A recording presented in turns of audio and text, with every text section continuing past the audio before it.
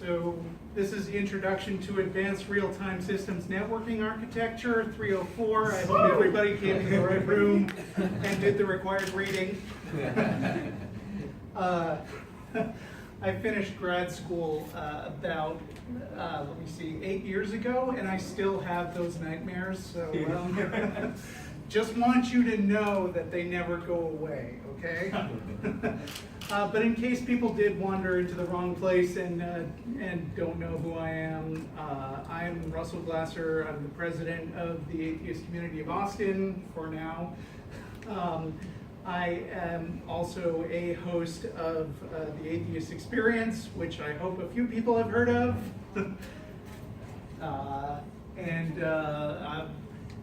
Did any believers come in here today? Well, that's too bad. It's going to be a boring Q&A session. Let's see. So the Atheist Experience is a real-time call-in show about atheism. It's been running for, I would say, what is it, 1998? 1997. So that's a really long time. So basically people call in and argue with us, and if you haven't seen it before, then we are all over YouTube and stuff, and we're live every Sunday. And the Atheist Community of Austin, we absolutely love Secular Student Alliance groups. So if there's any more ways that you guys want to connect or get consulting or advice or come to our events, then please don't hesitate to reach out anytime. And especially, I would be remiss to mention that if you're not doing anything this weekend, the annual Bat Cruise is taking place on Saturday. The Austin, there's a huge community of bats that live under bridges in Austin. There are boats that go out, and this particular boat is going to have somewhere between 100 and 200 atheists on it from all over the place. We're going to have a guest lecture by Greta Christina at 2 o'clock p.m. She is a blogger and author of some great books like Why Are You Atheists So Angry? Actual title. So seriously, check out the ACA calendar and look for, or just search for Atheist Bat Cruise. And I know you guys are college students and have super busy lives, but it's something to do on a Saturday if you don't mind doing the drive I just did. So this talk that I like to give to student groups and sometimes to a more mixed audience of people who might be a little bit uncomfortable with the idea of atheism, but there are none of those there today, is dealing with the fact, or more dealing with kind of the whys underlying some basic motivations for being skeptical, basically, which is a foundation of atheism, I like to think. And if you have been an atheist or a skeptic for a while, you might notice that there are some people who just kind of think you're a douchebag. Stop me if anybody hasn't had this experience. So I want to have a general discussion on what's so great about skepticism and why we're doing this stuff. And hopefully nobody finds that particularly patronizing. But first, I wanted to say I'm really excited to be giving this talk today because I recently got some news that I couldn't wait to share with everybody. In fact, it came in the form of an email, and it said this: request for urgent business relationship. Dear Mr. Glasser, first I must solicit your strictest confidence in this transaction. This is by virtue of its nature as being utterly confidential and top secret. See, I'm so important that total strangers write to me with top secret information, and that is that they are top official of the federal government contract review panel who are interested in importation of goods into Nigeria. And it kind of blah blahs on for a while like that, but like the short version, the takeaway message that I get from this email is that they have, $21 million, and they're going to give me 70% of it, so I'm going to retire on an island somewhere, and all you suckers are going to be stuck getting an education and earning a living. Isn't that great? Maybe you got, okay, I didn't really get this last week. In fact, I haven't seen a lot of these letters in kind of a while. Maybe you guys haven't had the wonderful experience of being informed that you get to take part in some top secret business deal, or there's a Nigerian prince who happens to be a long lost relative of yours, or you won a lottery that maybe you don't remember entering. They were really common in the 2000s, the last decade, and they even got a name. They were called the 419 scam because this was a huge chunk of business coming out of Nigeria in particular. Like a sizable portion of their economy was run on these scams. And there was a penal code assigned to these scams, which is theft under false pretenses is the official term for this in Nigeria. So they're called 419 scams. And you might be thinking, because you're all really savvy internet generation people, that this thing is absolutely too dumb to fall for. But you'd be surprised, because there was like a 2007 ABC News report that ran on these scams, and they concluded that Americans were losing like $100 million a year collectively to this one little neat trick. And as this last point here mentions, there was a particularly high-profile case where there was this young Greek heir to millions of dollars who was lured into Nigeria and then got murdered, because part of this scam is that what's really happening here is something called advance fee fraud, where they say you're going to get a lot of money, but then they say, first you need to give us a little money because your long-lost uncle is in jail and he needs bail, and then he'll give you the money, or we need some money for processing fees. And so, they promise you millions, but they take thousands or even just hundreds at a time. And then the reason people could actually go get killed, and this George Macronelli guy wasn't the only one, is because they would keep hooking you and enticing you with, oh yeah, you just have to give us a little bit more money and then you'll get everything. And they would keep people on the line. And that's what happens when you're not skeptical enough. So everybody's a little bit gullible, right? Maybe not that gullible. But a lot of people, and I run into this among free thinkers in particular, is they have a very high opinion of their own intelligence. And so they're like, well, I'm super skeptical and I'm rational and I would never fall for anything like this. And the problem is that the more certain you are that you are invulnerable to this stuff, the less likely you are going to be to actually question something that sounds good to you. Because people have this tendency, especially like there have been studies showing that smart people in particular are really good at convincing themselves of things that are appealing. Coming up with smart arguments that make them believe things that they really want to be true. So obviously I don't need to tell you that it's a good idea to be skeptical enough to avoid scams that can cost you your money or your life, but sometimes the stakes aren't even that high. And there's a lot more common ways that people need to exercise skepticism in their daily lives. And here's Exhibit A.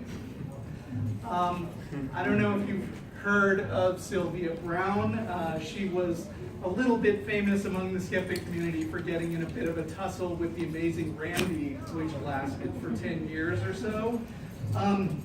But one of the ways that less focused people might have heard about her was that in 2003, there was this girl named Amanda Berry who went missing.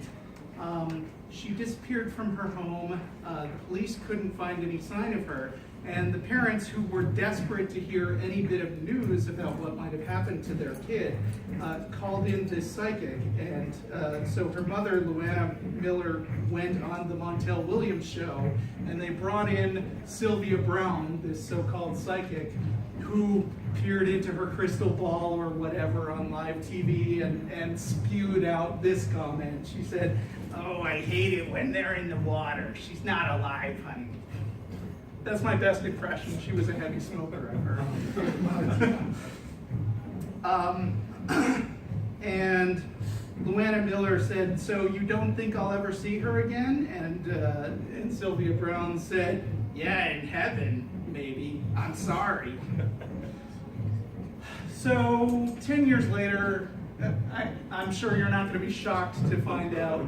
Well, it's kind of sad that it took this long, but Amanda Berry turned up, and this was probably recent enough that you might have actually heard about this, because she was 16 when she disappeared. She was 26 when she showed up again. There was this creep named Ariel Castro who was holding her and a couple of other girls captive in his basement. And Amanda Berry, who was allegedly dead in some water somewhere, was the one who took the initiative to escape herself, because the so-called psychic didn't provide any help whatsoever in finding her. Now, if I were Sylvia Browne, I would be a little embarrassed by this prediction, but I don't think she had to live with her failure all that long, because she died in November of the same year. And hang on. So yeah, she died in 2013, but of course she was a psychic, so she would have seen it coming, right? Larry King, she went on Larry King one time, and he asked her if she knew when she was going to die, because she's a psychic, and she said, "Yes, I'll die when I'm 88." Which was pretty close. I mean, she was 77, so that's 11 years off, but who's counting? Actually, that's pretty far outside a reasonable margin of error. That's like over 10, that's like 12%, give or take. And a lot of people think about people who call themselves psychics, and they say, well, you know, even if it's not true, what's the harm? It's only a little bit of entertainment. The problem is that people like Sylvia Browne are really good at taking other people's money. It's not as overt as the 419 scams that I mentioned a little while ago, but it is like a clear material harm that happens to people on a regular basis. And the real problem is that falling for so-called psychics and other things happens the most to people who are in kind of desperate situations and figure, well, I have nothing to lose. And they're the ones who get their money drained. There are tons of people who go on TV or on the internet and they claim that they're able to talk to the dead, and that's not really a new phenomenon. I mean, Shakespeare wrote about this. So this is possibly my favorite bit of dialogue from any Shakespeare play. It comes from King Henry IV, and this guy here, Glendower, says, "I can call spirits from the vasty deep." And Hotspur, without blinking, says, "Well, so can I, or so can any man, but will they come when you call them?" The thing about skepticism is it's a position of uncertainty. So when you're skeptical, you don't necessarily jump right out and say, oh, hey, you're not talking to the dead because it's impossible to talk to the dead. Well, I mean, we're pretty sure that it's impossible to talk to the dead, right? But, in line with this slide, it's very easy to talk to the dead, but anybody who says that the dead are talking back, that's kind of way outside our normal day-to-day experience, and so the odds are pretty good that they're either lying or fooling themselves.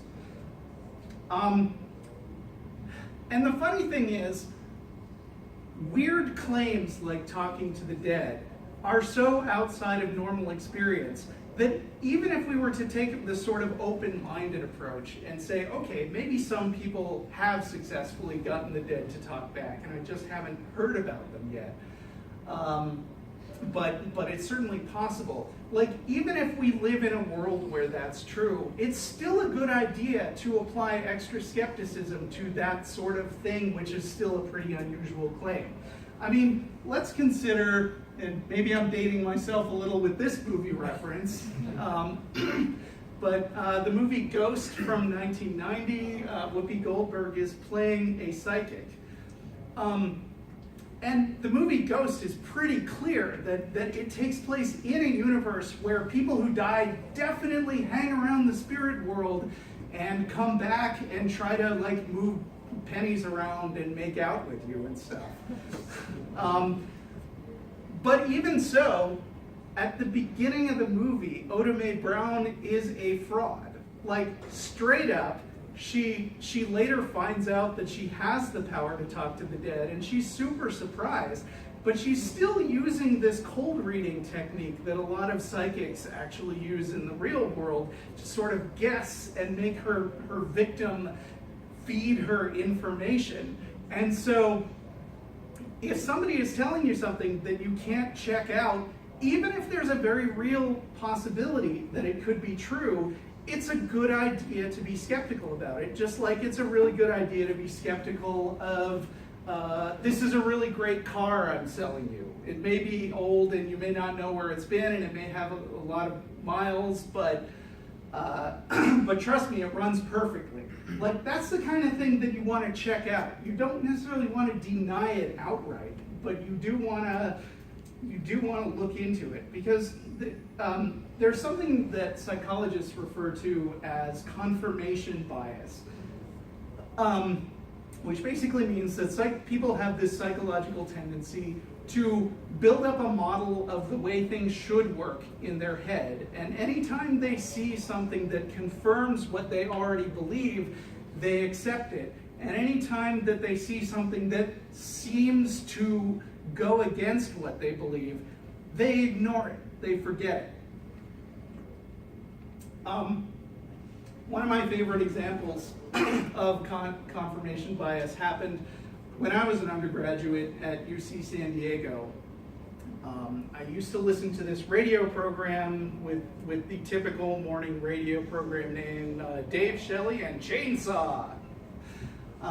They were three people who would joke around and do bits, and they had this fourth guy named Chris, who nobody really liked very much, including me, but he was kind of their sidekick / assistant. And there was this one time when they were going to bring in an actual psychic it was an astrologer. This famous astrologer who could read people's personalities from the configuration of the stars and planets when they were born. And Chris, and this is like the only thing he ever did that I really liked, but he was a little skeptical of this astrologer, and he said, that's not real, they can't really find anything out about about me from that, it's pseudoscience.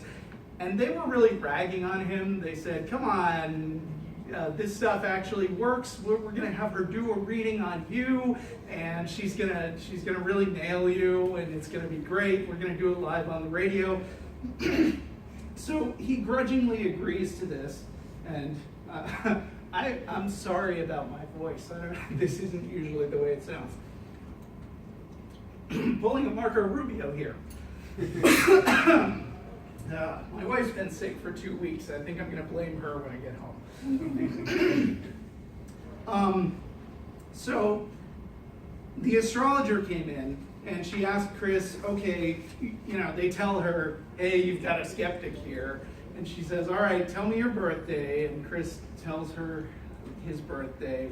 And then she starts rattling off aspects of his personality. She's like, I can tell that you have a stubborn streak, and you'll do whatever it takes to get ahead, and yada, yada, yada, all these personality traits. And, the other three people, Dave, Shelley, and Chainsaw, are just chortling it up, and they're like, boy, you really got him, that's exactly what he's like. And Chris just sits there and takes it like a trooper for about 5 minutes, and then finally she slows down and he goes, are you done? And she says, that's it. And he says, yeah, well, that wasn't really my birthday.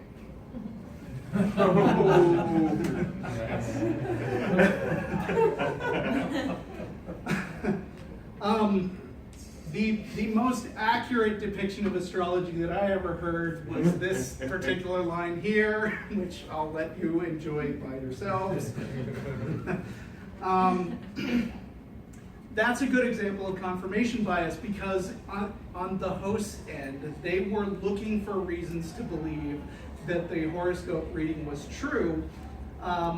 And it was, but it was only true because the astrologer was managing to spew out things which were either generic enough that they could apply to a lot of people, or they were obvious points about his personality that you could tell from interacting with him for the first 3 minutes. So it's not that hard to come across to gullible people as if you have special magical knowledge of some kind. And because everybody has confirmation bias, and no one person is infallible, that's pretty much why science exists. I mean, when you come right down to it, the point of science is decentralizing the way that we determine what's real and what's not real, and not just trusting any one person's gut or instinct or special powers to see directly into the truth, but to have sort of this systematic way of determining that a lot of different people can demonstrate this in exactly the same way and basically break down the bias. There's not a single person in human history who doesn't believe something completely ridiculous, including everyone in this room, including the fantastic liberal Pope that the media won't shut up about. Man, I could go on for a while about the Pope, but that's not in this talk. I'm going to pick on religion now, and I know I'm safe because I asked if there are any religious people here, and if they're either hiding or they're actually not here. But let's talk about religion for a minute. I mean, a minute ago I was talking about being skeptical and saying that being skeptical isn't a matter of just being dead certain that anything that comes your way is wrong. It's a matter of asking the right questions, basically, and thinking, well, maybe the Nigerians do have $15 million that they've set aside just for me. And maybe it's possible that Sylvia Browne has secret information and she knows exactly what happened to my missing daughter. But let's consider the other possibilities, right? So, as an atheist, I don't like to say that I've ruled out religion completely. People ask me all the time, can you prove that God doesn't exist? And I would say, no. Why do I need to? I don't need to prove that there's no $15 million. I just want to say that there is not good enough reason to believe that stuff at this time. So let me start earlier than this, though. Ancient Egyptians, just like us, they had a lot of questions that they couldn't answer yet. They had a lot more questions that they hadn't come up with answers to yet. Today we kind of take for granted that we know why the sun rises in the east. Excuse me. The sun rises in the east every morning and it goes across the sky and it sets in the west every day. But the Egyptians didn't know what was up with the sun. And so they came up with a plausible explanation why that could be happening. I mean, obviously, the Egyptian sun god Ra, and this is absolutely accurate Egyptian mythology as far as I know, he carried the sun in his barge across the sky every day, and he would sail up into the sky every morning, he would carry the sun, and then he would go down at night, and then, like, I don't think they knew the earth was round yet either, so, you know, he would go into this underground tunnel, and he would, you know, scoot back through to where he started, and then he would pop up out of the ground the next morning. And that's completely plausible. Problem solved, right? Now, nobody believes in Ra today that I'm aware of, I hope. I take it back. I firmly believe that there is no belief so crazy or out there that somebody doesn't believe it so strongly that they would die for it.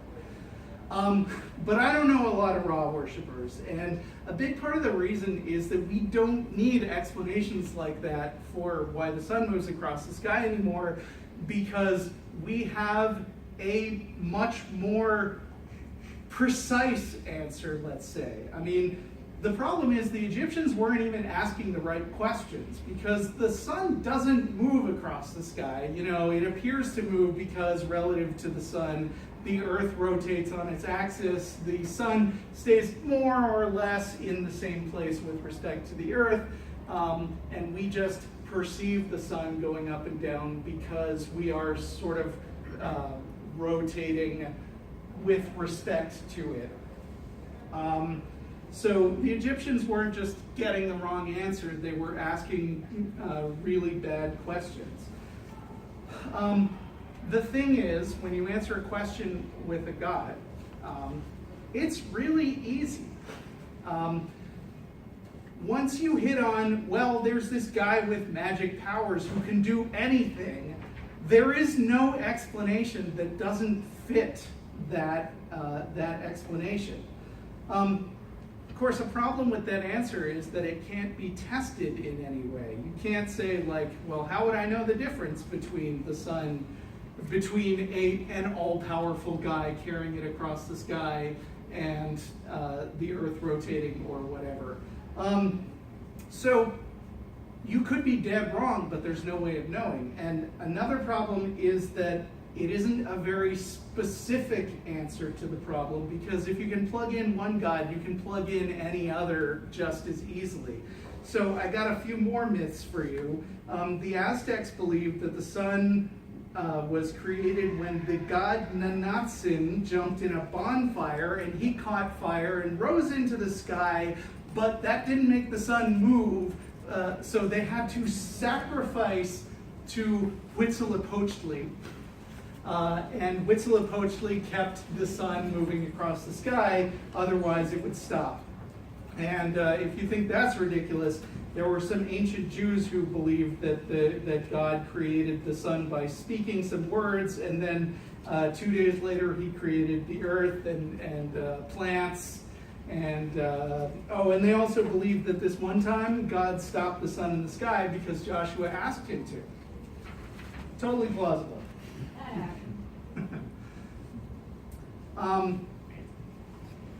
We didn't get to learn the specific truth about the sun until much later, because there was a lot more evidence that we didn't have access to yet, like, you know, Galileo's telescope and figuring out that things orbit other things and working backwards from there. And also Newton inventing calculus was a big step forward in that area. So it pays to be open to new information as it comes in. But the thing about religions is that oftentimes they have these built-in defense mechanisms that prevent you from bringing in new information. And I'm going to give an example of what I'm talking about. The Bible in particular has a whole lot of anti-skepticism stories, and one of my favorites happens to be Doubting Thomas. So the story of Doubting Thomas, if you're not up on this one, is that, Jesus dies. 3 days later, he comes back from the dead. And he shows up to a bunch of people, including Thomas, who was one of his close friends and disciples. And Thomas says, before Jesus shows up, everybody's telling him, hey, Jesus is back. And Thomas is like, except that I shall see in his hands the print of the nails, and put my finger into the print of the nails, and thrust my hand into his side, I will not believe. And so the reborn Jesus shows up, and he dispels Thomas's doubts. He waves his wounds in Thomas's face and says, here you go, Thomas, because thou hast seen me, thou hast believed, but blessed are they who have not seen and yet have believed. So, the point I want to make here is the character in the story gets all the evidence he needs. I'd be convinced by that. But I don't get to have Jesus wave his wounds in my face. I just get a book where a bunch of people who weren't there say that happened. And then they give me this snarky little moral about what a jerk Thomas was to have asked questions in the first place. So there's this kind of anti-asking questions ethic that's going on. And that pops up not only in the Bible, but kind of over and over again all the time. So we live in a pretty interesting time right now. We actually live in a significantly different kind of world than when I was a kid going to college. The internet was just kind of this up-and-coming thing that people thought Al Gore said he invented. By the way, he didn't. Be skeptical about that one.